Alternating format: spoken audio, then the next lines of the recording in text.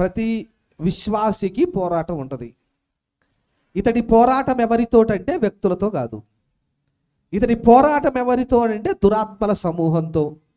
ఒక వ్యక్తి నీకు వ్యతిరేకంగా మాట్లాడుతున్నాడంటే మాట్లాడుతున్న వ్యక్తిని చూడకు, ఆ వ్యక్తిలో ఉన్నటువంటి అపవాది ఆలోచనను చూడు.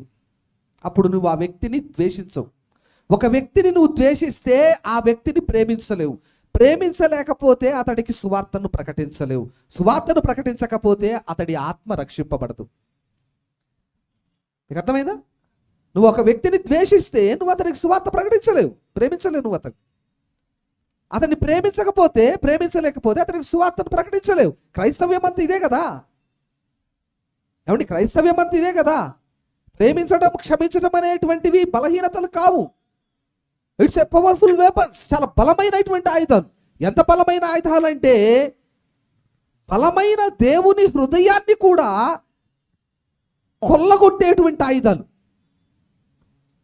ఏమండి, ఆ ప్రేమించడం, క్షమించడం అనేవి అసలు క్రైస్తవ్యం వీటిల్లో నుంచే తొలగిపోయింది. వీటిల్లో నుంచి బయటకు వచ్చేసింది.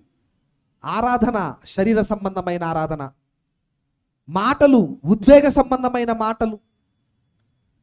ఏమండి, నీ నోటి నుంచి అసలు బూతులు రావద్దన్నాడు దేవుడు. నీ నోటిలో నుంచి బూతులు రావద్దు.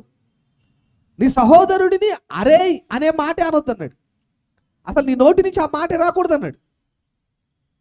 మరి ఏమొస్తున్నాయి మన నోట్ల నుంచి అంటే ఒక ఉద్వేగ సంబంధమైనటువంటి బలహీనత నిన్ను విశ్వాసంలో కొనసాగనివ్వదు ప్రియులరా. దాంట్లో నుంచి తొలగిపోతావు నువ్వు.